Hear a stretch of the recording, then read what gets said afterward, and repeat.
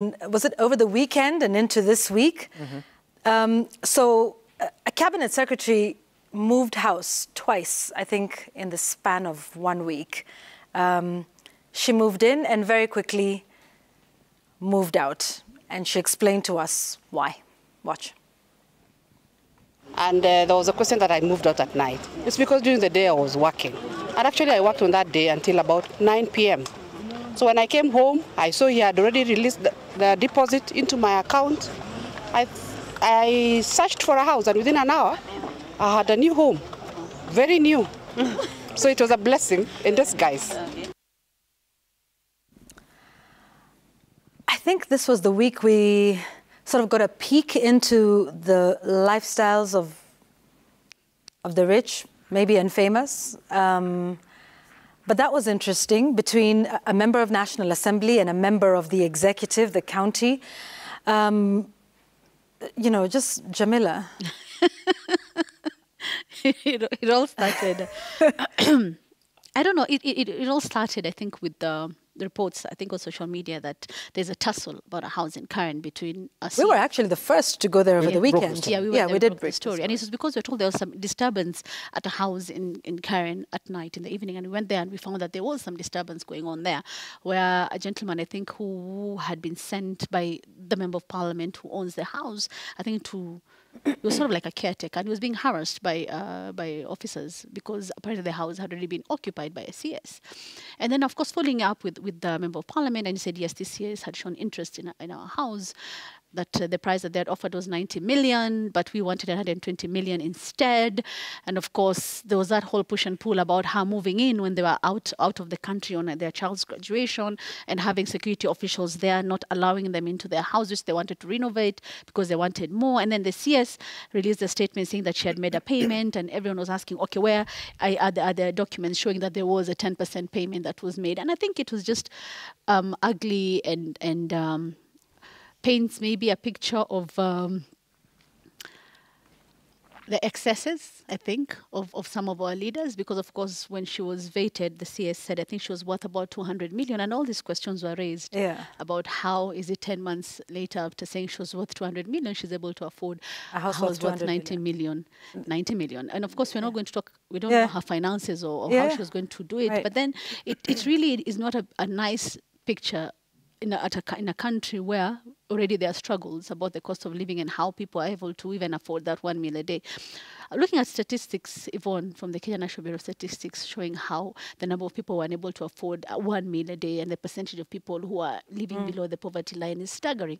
But then now you see this whole circus, this whole play that involves hundreds of millions of shillings of a home, and whether it was paid for or not, or whether an agreement was signed or not, or whether it's not nice. It's not a good picture. It's not.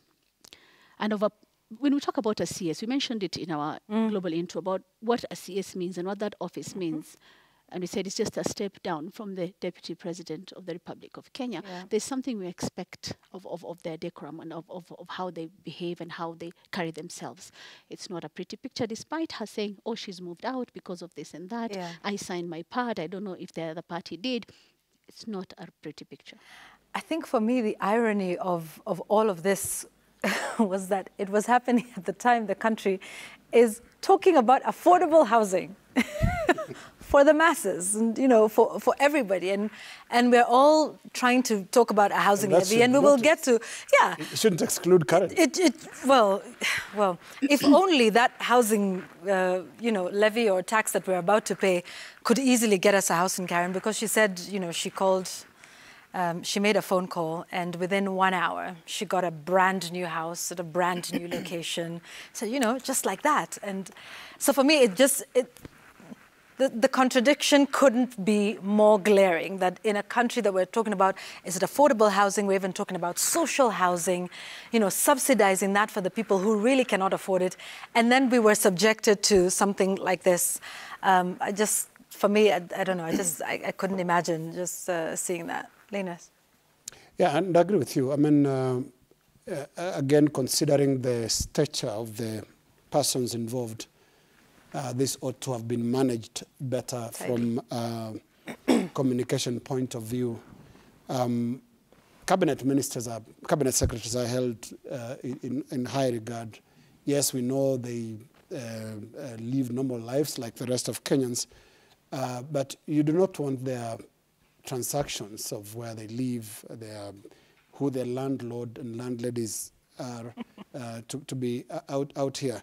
In total, it was really ugly, and there's something else it paints. And I saw a tweet by, I think it was Ahmed Nasser Abdullahi, the lawyer, asking why the rush to Karen by everybody who makes it in Kenya. And I think he was writing from Karen. And this is what happens in this country. There are two areas. You know, some addresses are associated with power, and in a different jurisdiction. And we talk of other democracies that are very strict on their accountability questions. We'll already be asking questions on how quick that was. Yeah. You know, you're 8 months into a new job and you're already moving addresses. And that's why there was an old conversation, I think it died a long time ago, called wealth declaration and something to do with a lifestyle audit. Because lifestyle audits would ask questions like this, like you're moving to this area and show us how that happened.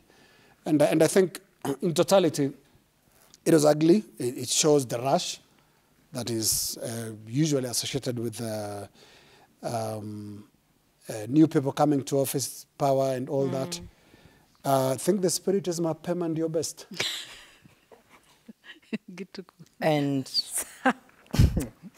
Surely. okay, you know, if you peruse the statistics by the Central Bank of Kenya, they'll tell you that the average size of a mortgage is 9 million shillings. And as of December last year, we were about 261,000 excuse me, accounts, outstanding mortgage accounts. Yeah. So if the average is 9 million shillings, then you can imagine the sort of a mortgage that the cabinet secretary was going to secure. And of course, a mortgage is given to you based on how much you have, how much Your earnings. how much you earn, Yeah. because it will determine the Ability to payability. pay. Yeah. If you make a simple calculation of you want to take, you want to buy a house that is worth 10 million shillings, for instance, and so you're told that you have to give a deposit of 1 million shillings. So the bank will give you 9 million shillings loan, Yeah. and you're taking it for 15 years. By the time you pay back, it will be at about 28 million shillings because the deductions every month up to that time. So the interest that you have to pay will be about 19 million shillings.